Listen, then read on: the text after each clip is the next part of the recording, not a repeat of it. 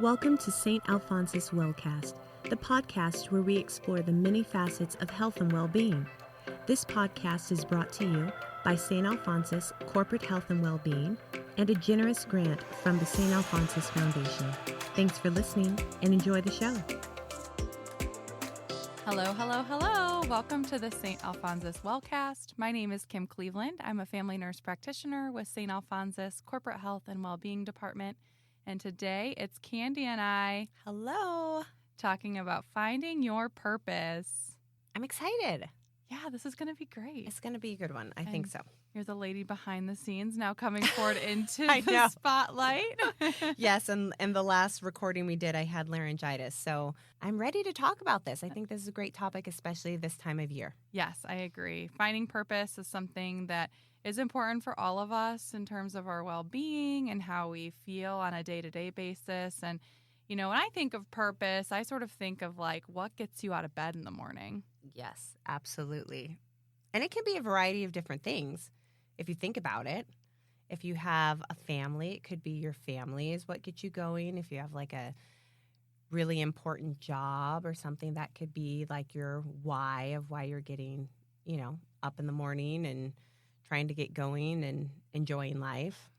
Yeah, I think of a lot about transitions with purpose too, and how many of us feel at times in our life like we've sort of lost our sense of purpose. Yes. And that could be, as many people know, I have little kids at home and all of that. And I feel like there are certain transition points in life where your sense of purpose changes. And that's not always a bad thing or a good thing. It just is what it is, right? Yeah, it's just a different season. Yeah. And so what I really think, is, there are definitely people that are listening that have a sense of purpose already, or maybe they already know what their sense of purpose is and have discovered that. But I think this is a great episode for people who are maybe in a transitional phase. Maybe it's a new job or new family members or a new location where they're living, or maybe just entering into retirement or preparing for that. Right. Empty nesting, all those things I think are really important times for us to look at our sense of purpose and maybe reevaluate that. 100%. So I'm really hoping that you have some helpful tips for us in regard to how to find our purpose when we feel like maybe we've sort of lost it or are looking to rejuvenate ourselves. Right. Well, it's interesting because I did do a little snippet video talking about finding your purpose.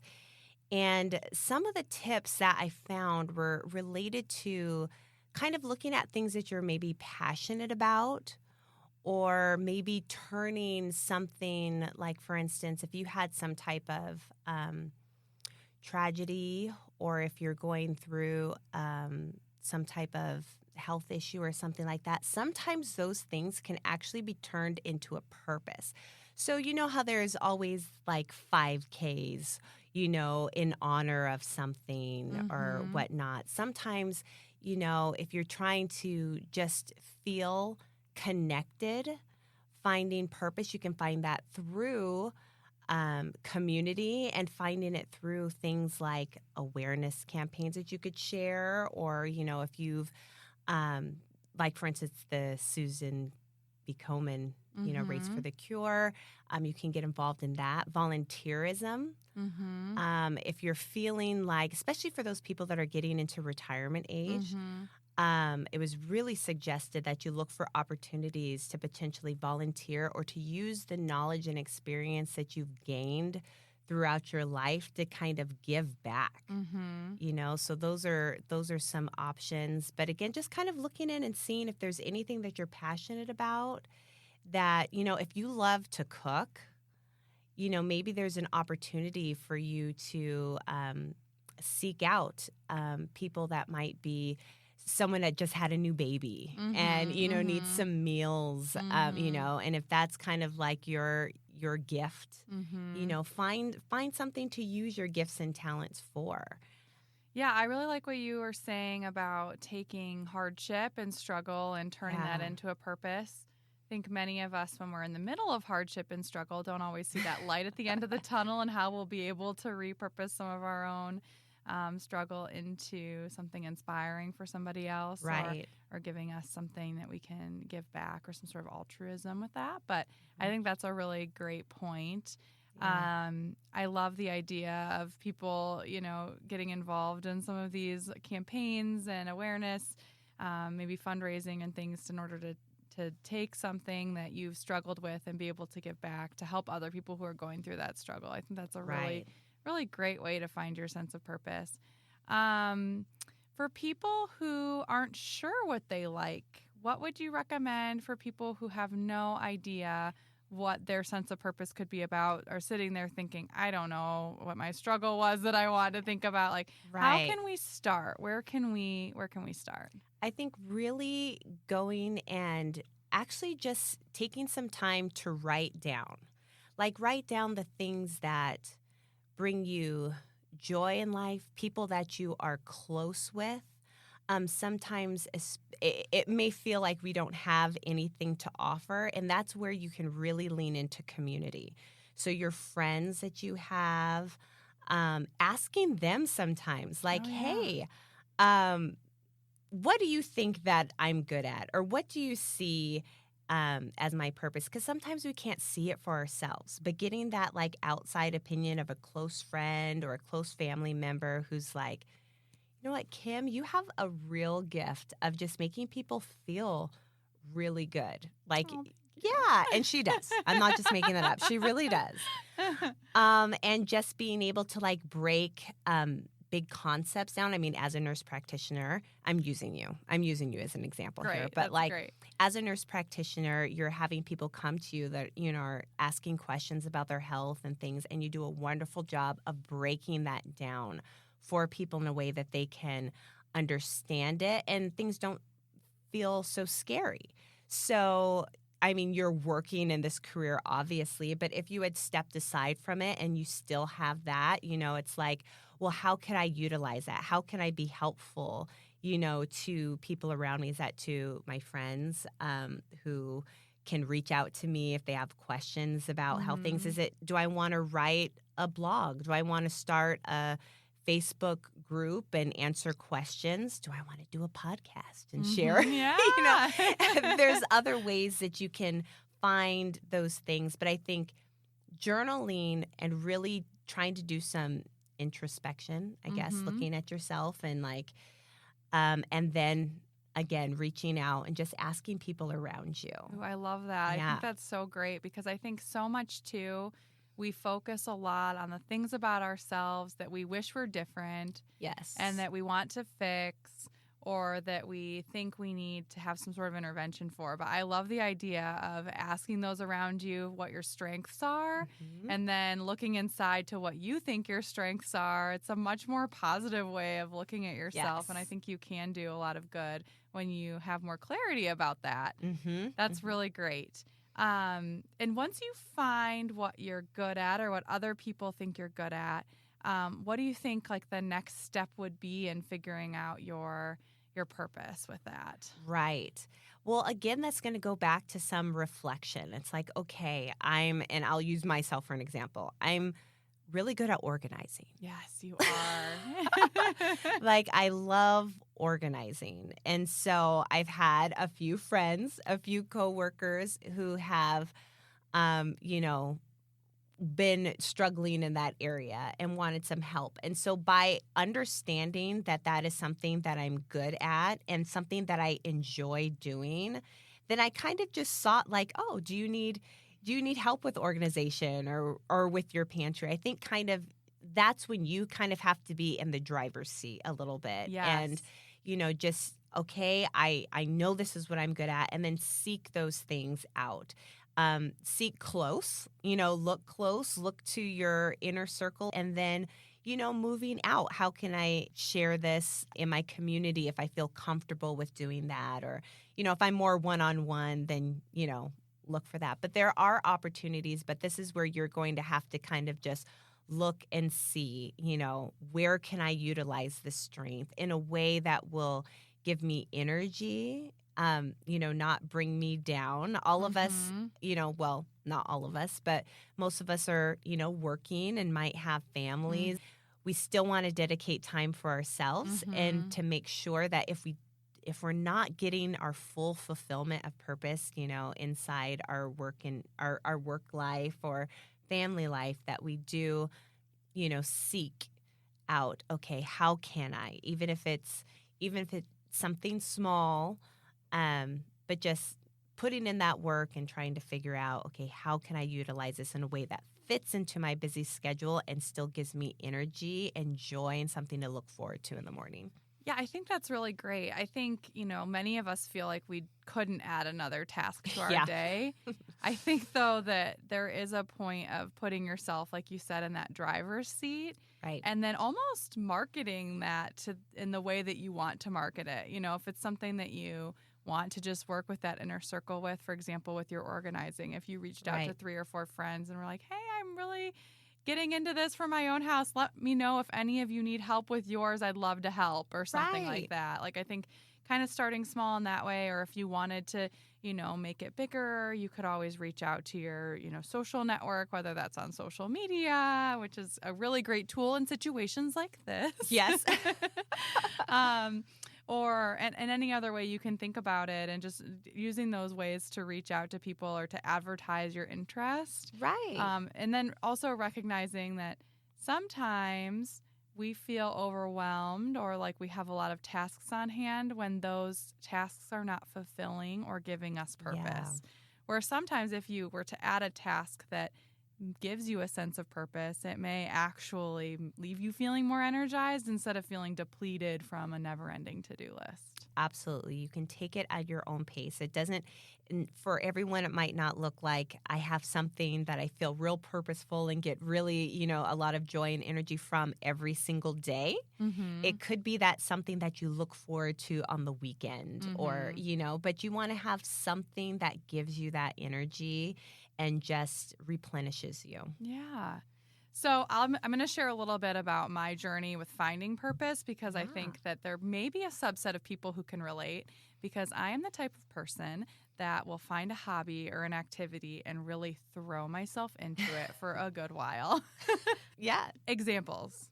I got really into baking bread for a while, pre-pandemic, pre it being completely popular to bake bread. But I was making artisan breads probably from 2012 to 2014. Abandoned that after a while. Okay. Then I got really into knitting, and I really loved to knit. And I was making sweaters and hats and scarves and all sorts of things, and did that for a couple of years. And then I got really into running, and I was running all these races. And I think the reason I'm saying all these things is not to highlight all of my talents, which I can assure you I was never good at any of those 3 things, but I did enjoy them, and they did make me feel fulfilled. Is that it can change, and it can change quickly. And I think that's okay to have a hobby that you can throw yourself into for a while. And then if it becomes something that's less enjoyable, you can find something else too. Right. But one thing I will commend myself for is that I am never afraid to try something new.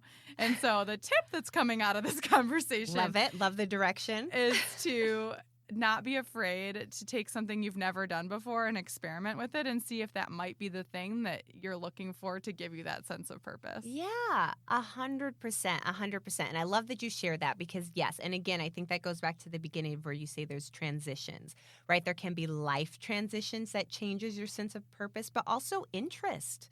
So if you have an interest of, knitting like you had or whatever, and then you got all your fulfillment and then you found something else that you could do, like, that's totally normal. And I think that gives an essence of growth and just more experimentation and understanding that you have these opportunities. You're not stuck.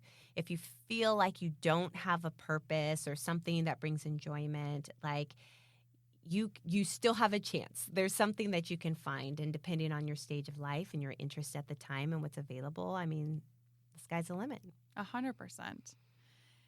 So one last thing I wanted to do, Candi, this is a surprise for you. Oh. I thought what we could do is talk through pretending like almost like a health coaching type thing where you and I would chat, and we could pretend you were somebody who was trying to find your purpose, and maybe I could ask you questions, and we could kind of see like what it might look like in your mental field in order to try to find purpose. So I love this. Candi, I first wanted to let you know that you are equally as good at making people feel really good. And you have a variety of really interesting experiences. And you have a really strong support system from family and friends and community that you're involved with that I think has made you, you have a very comforting, calm, confident presence around people. And I think that I always enjoy talking to you. I get really excited when you're in the office, which is not as often. Which isn't as often, But I get so excited when I see your face walk in. And so for you, you know, what do you think your strengths are? I definitely have, I think communication is a good skill that I have, and not necessarily like finding the right words all the time, but I do have the ability to kind of make people feel at ease. You know, I feel comfortable being able to talk to the CEO of the company as well as, you know, the support staff and be able to translate information between people well. That's something that I think just because of my variety of life experiences, I like to be able to meet people where they are. I don't like anyone to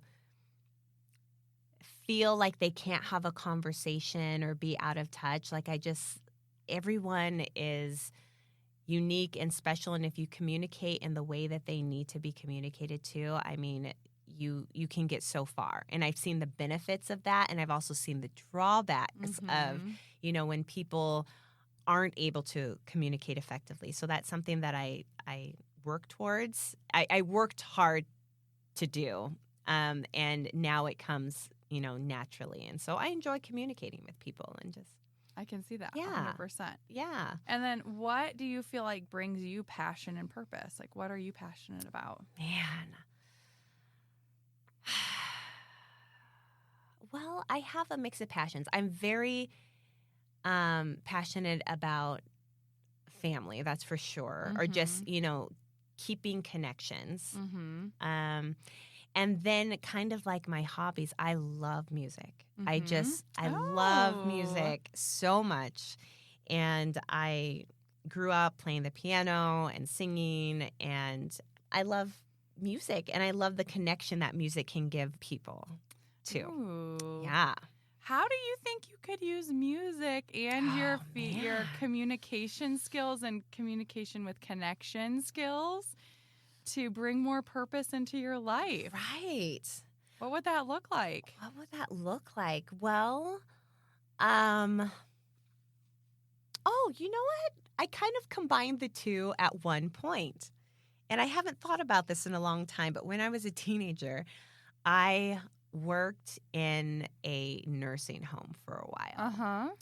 And a lot of the residents there loved and reacted to music, even if they were nonverbal or so powerful. Yeah, and it was something that just made them smile, and it made like I could share that with them. And I will forever remember this time when they had a little chapel in this nursing home, and there are a lot of people that like to come in that were, you know, religious and loved church music. And so I sat down at the piano and played. I let them request some hymns and played some songs and stuff for them. And this guy, he couldn't sing, but he whistled. And he would like whistle along. And it was just like a connection. So I got that. Yes, and a connection you wouldn't usually have, right? Like, no. Oh, that's so awesome. No. So just our little conversation here at least reminded me of that. And that's something that I would probably love to do. Like just go, you know, like call up one of What a way to give back. Yeah. And I enjoy it. I enjoy it. So you still get that people connection and stuff. So thank you, Kim, for asking me, I actually. know, what That's a little something. candid thing. Yeah.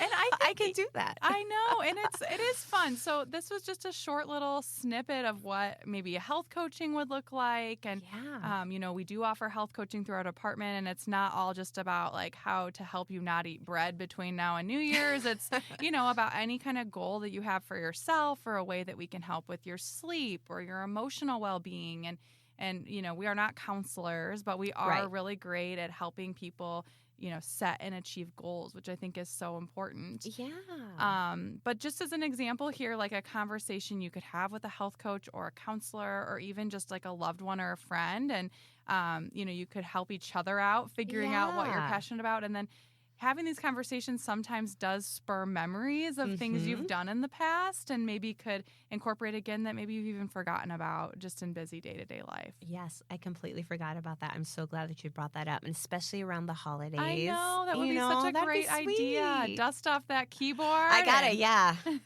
Wiggle my fingers do and some get finger back at it. stretches. Well, I think, just recapping what we chatted about, a lot of this is going to be about introspection, thinking about your strengths, things you can capitalize on, what you're passionate about, what you're willing to try, and how you can feasibly interact or incorporate things into your daily life to help you find more purpose and fulfillment as you go through your day-to-day. Love it. Yeah. Great topic. Well, I hope everyone enjoyed this. And if you have any questions or comments, you can always email us at sawellness@stalphonsus.org, or drop us a comment in the comments section. And I hope that you have a lovely, fulfilled, purpose-driven holiday season. And please contact us if you need anything. We are here for you. Thanks for joining us. Bye. Thank you for listening to this episode of St. Alphonsus Wellcast, brought to you by St. Alphonsus Corporate Health and Wellbeing and the St. Alphonsus Foundation. Always be sure to catch new episodes by subscribing to us through all major podcast platforms, including Apple, Google, and Spotify. We hope you'll tune in again. Until then, be well.